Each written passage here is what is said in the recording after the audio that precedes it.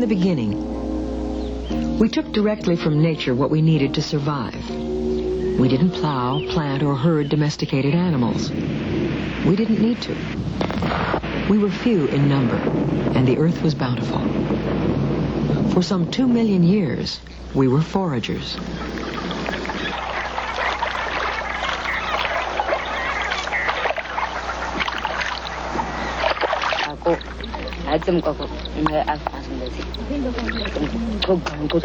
Women gathered nuts, fruit, berries, and roots, providing for some 85% of the group's diet. These Kung women of Africa's Kalahari Desert can tell by a few leaves sticking above the dry ground how to find tubers that contain both life-giving water and nutrients necessary to survive in this harsh climate.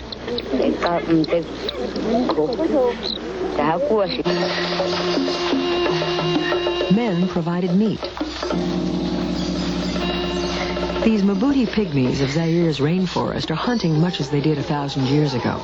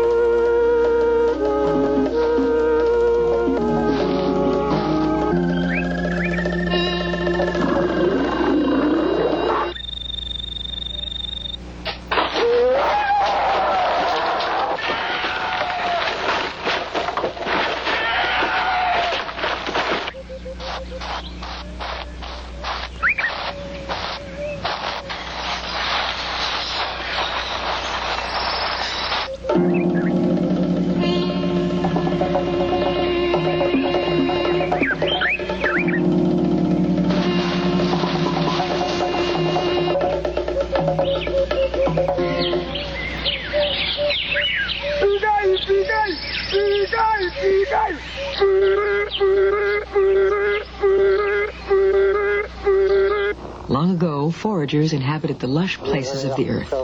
Today they are relegated to the marginal areas, like here, the Arctic Circle, northwest of Hudson Bay. These are the Netsilik, people of the seal.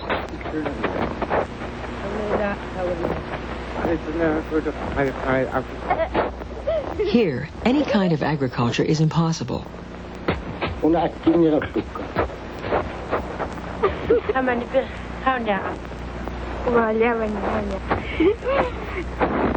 lives of the Netsilik, like those of all foragers, represent an exquisite adaptation to their environment.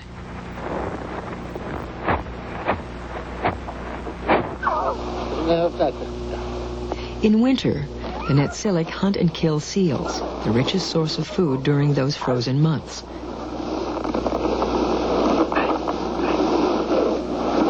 The ice is 7 feet thick here, except where a seal has made a breathing hole. A seal will make many such holes in a given area.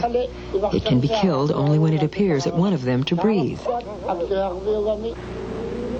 Since no one can predict which hole it will actually use, men must cooperate on the hunt, each finding his own hole, to maximize the group's chances of making a kill.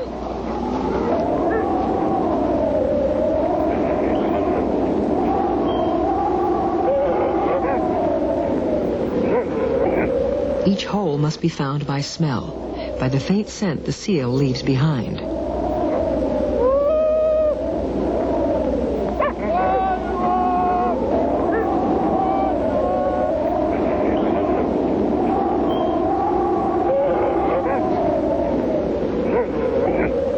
Everything the Netsilik uses is carefully crafted by hand. This delicately curved breathing hole searcher will tell the hunter the exact angle at which he must thrust for the kill.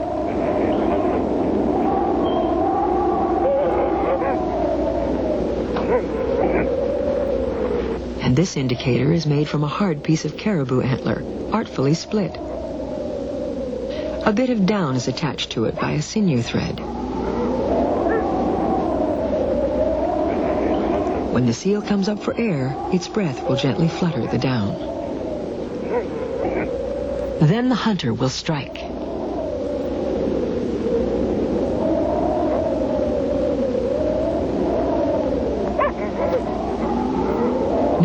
begins the long wait. Infinitely patient, he will endure here for hours. In spring, the season of the most intensive and rewarding seal hunting, women and children armed with sticks station themselves at breathing holes the man cannot cover.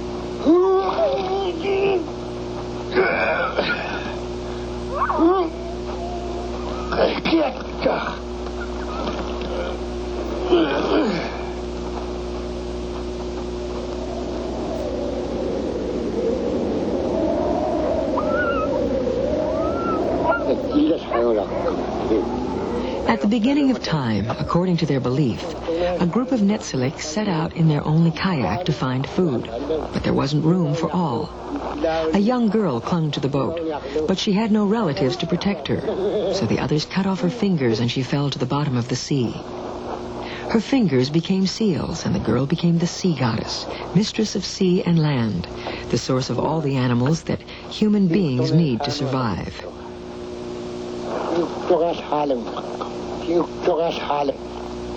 Eating the liver of the freshly killed seal has religious significance. It is a ritual, a way of appeasing or paying tribute to the seal goddess.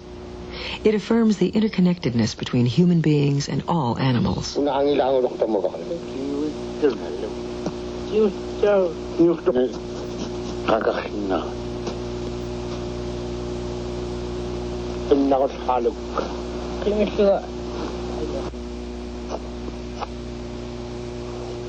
Because they must constantly be on the move to find food, the Netzilik live in small bands, and they can own only what they can carry.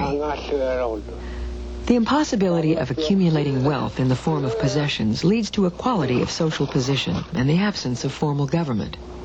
Because the labor of every individual is important for survival, there is little specialization. Every man can do what every other man can do. Every woman can do what every other woman can do. This, too, helps make for a society of relative equals.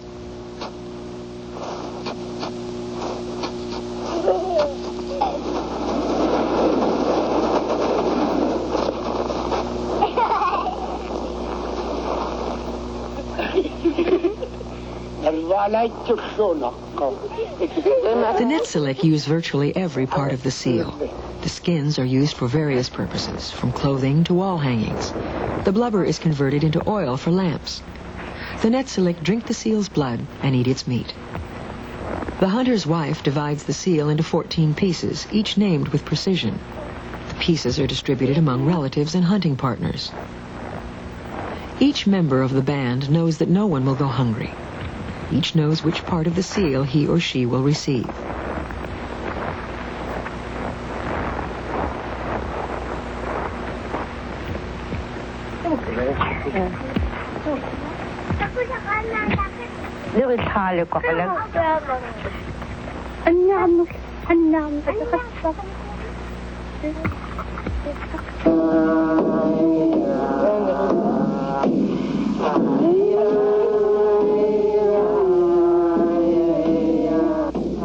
Egalitarianism, the concept of community, a profound respect for nature, and a sexual division of labor are a part of the legacy we have inherited from our foraging forebears.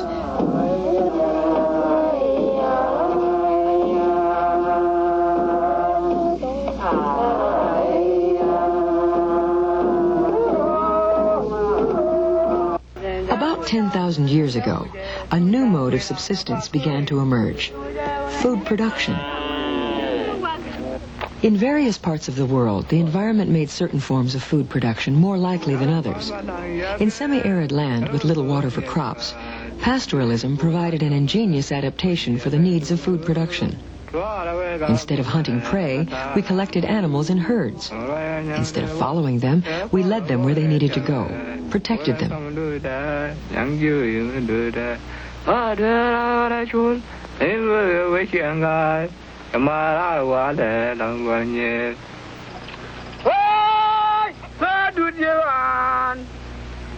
With song, this New Era tribesman of Africa's Sudan remembers his battles, his friends, and the beauty of his cattle.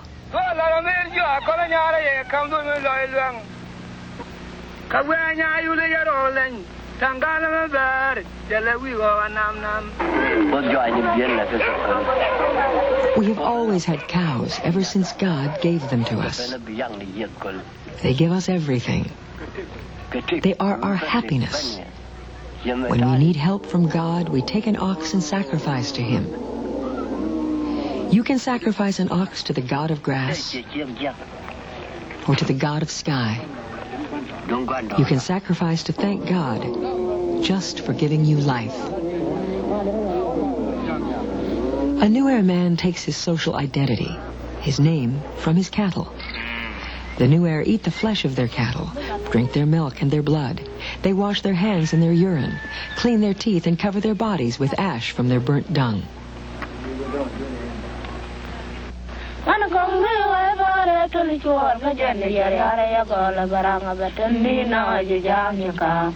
The New Era move their animals from one grazing field to another, following a seasonal cycle that allows them to make maximum use of the land available to them. Cattle provide a dependable source of food, making it possible for people to live together in larger groups.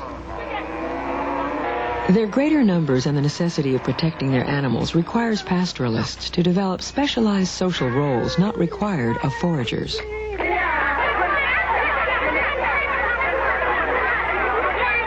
Herd animals can be killed and eaten by predators. They can be stolen by human marauders. And herders must defend their right to move freely through territory they may not hold exclusive title to.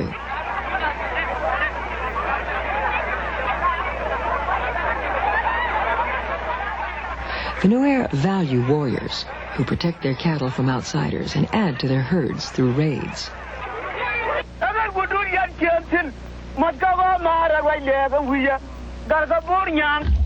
Pastoralists in the temperate forests of Nepal combine herding with other economic activities, farming, trading, and wage labor. But like other pastoralists, the success of these Nepali Sherpas depends on sophisticated knowledge of both their environment and their animals.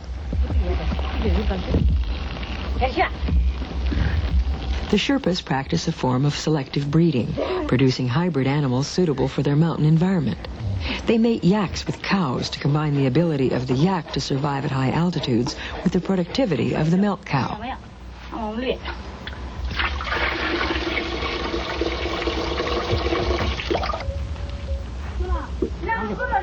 The result is the zomo, an animal that gives rich milk and thrives at high altitudes. The zomo has the disagreeable temperament of the yak, making it more difficult to milk than cows. Women must learn the preferences of each animal in order to milk it.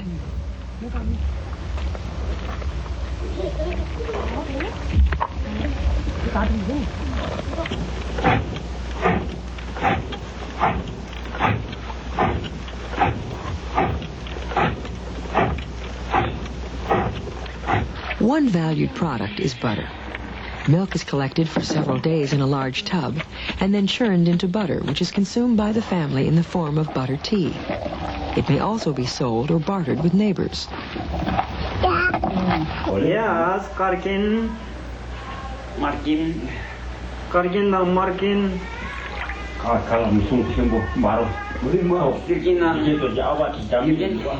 Butter has religious as well as nutritional significance. For the annual Nara festival, the Sherpas color the butter and form it into intricate designs on dough figures, or torma, which are temporary abodes for visiting deities.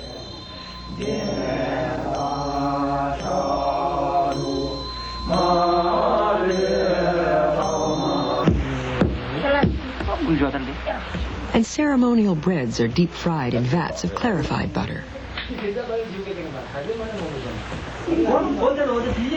Lạc Parak bây giờ đúng không? Bây giờ là good.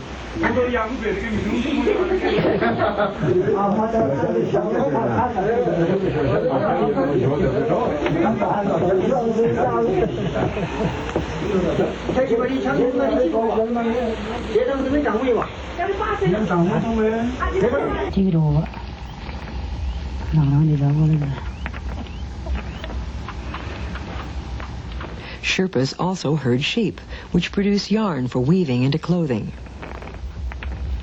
These mountain pastoralists must be flexible in their adaptation, making use of different animals and several means of livelihood to exploit an environment in which the climate varies dramatically at different altitudes.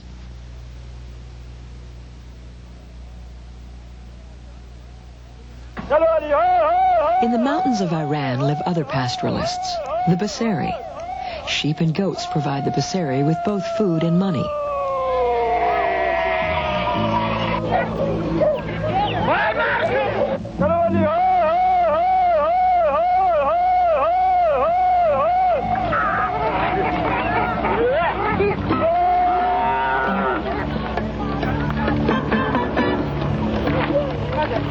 In the spring, the valleys are dry and barren, so the Basari move their herds into the mountains where it is wet and fertile. When the valleys bloom again, they return, a pattern of cyclical migration often characteristic of pastoralists.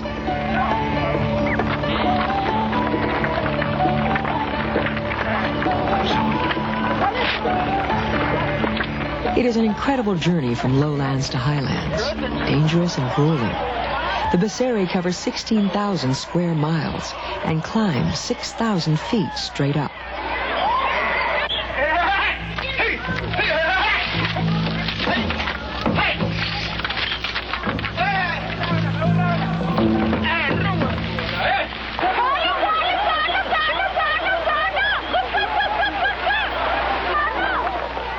The wealth of the tribe, its herds, is controlled by men, which leads to a male-dominated society. Only men serve as chieftains. Family descent and inheritance are patrilineal, that is, determined through the male line. Women are important for bearing children to continue the line, but the social role of men is emphasized.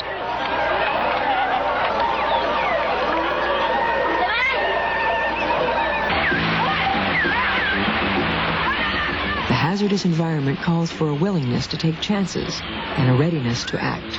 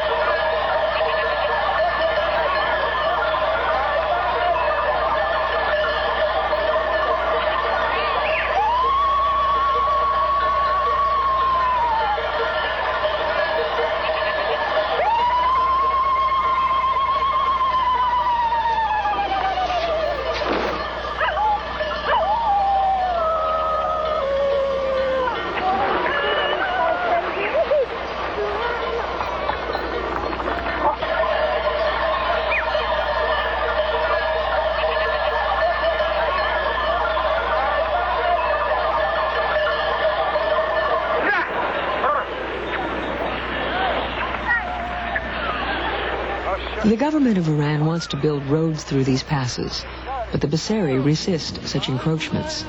They cherish their independence. They demand the right to herd their animals along traditional migration routes.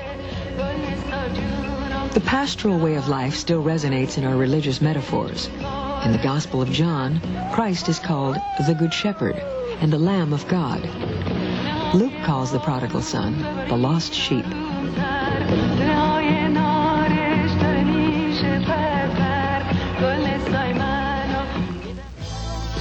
And though U.S. society is based on intensive agriculture, it continues to rely heavily on herd animals. But it is a form of herding much altered by a market economy. These people selecting meat in a supermarket are far removed from the animals that produced it. We buy beef, which bears little resemblance to a cow, and bacon, which we no longer associate with a pig. Foraging, too, continues in modern cities. There was a time when I used to have a lot of money, but the cocaine took away most of the money. So I had a truck, and I tried Hawaii for a little while, for about a year, and that didn't work too well. So I came back, got my truck, and decided to come back east, where I was originally from. So I drove around New England for a little while, and I had a nice truck, but I had altered my plates to make them look like they said 86. Well, in Newport, Rhode Island, they took away the plates, and in Bristol, Rhode Island, they took away the truck. So I took my last $20 and I wound up in Boston, and the first thing I ever heard about was, the Shattuck shelter. Peter began collecting cast-off items when he realized he could probably make as much money going through trash as he could at a regular job.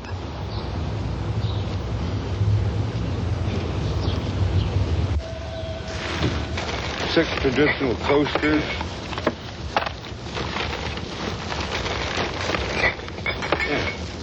Here's the part to the tea thing, I think. Oh, yeah.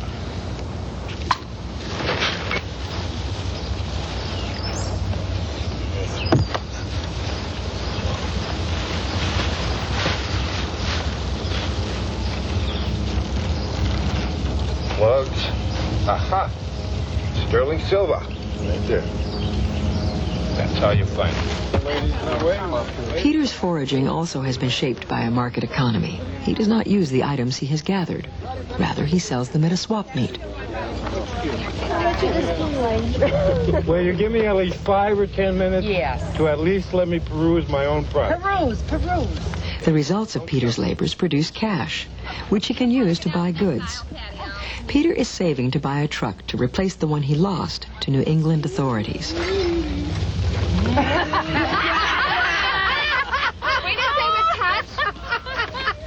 Okay, these are my... I wouldn't take less than $3 a day. The thimble. The thimble, where's it at? Right there. Oh, my big thimble. Oh. Just the thimble full. Yeah, just the thimble. That's Right. cute. Okay. Hey, I told you, man, I get this stuff from the garbage. And as far as I'm personally concerned, I want to have fun in my life. People will go... What do you want for these two? What would you say? 10 apiece, maybe. No way. $5 for the set. For both? Yeah.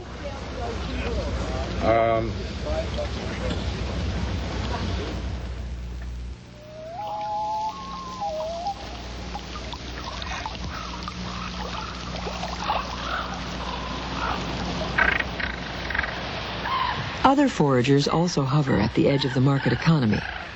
Kwakutl, living in Alert Bay on the west coast of Canada, continue to make their living by fishing, even though their activities have been drastically changed by the introduction of technology.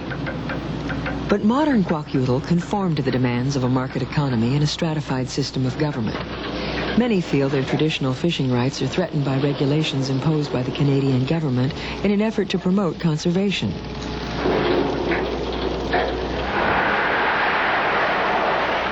Still, in many ways, Alert Bay is a modern town. Although the government has placed strict limitations on our fishing rights, most of us continue to make our living from the sea. You could call us more like the salmon people in this area. This is all we ever lived on from time, and we still depend on the fishery and the sea. Our people have always fished where, when, and how they went. We can no longer do that. There's a moratorium on black cod, halibut, Next thing you know, it'll be clams and everything like this. The ocean is our life. It's our whole lifeline. I think to cut off the lifeline, like the salmon, the fishing, is like taking the dirt away from the farmers. We no longer would exist. We're now looking at hours in fishing where we used to look at days. I think we've got to tell them this is it. We're not going to be pushed anymore. We can't be pushed anymore because we're right to the bottom now. I believe what he was saying.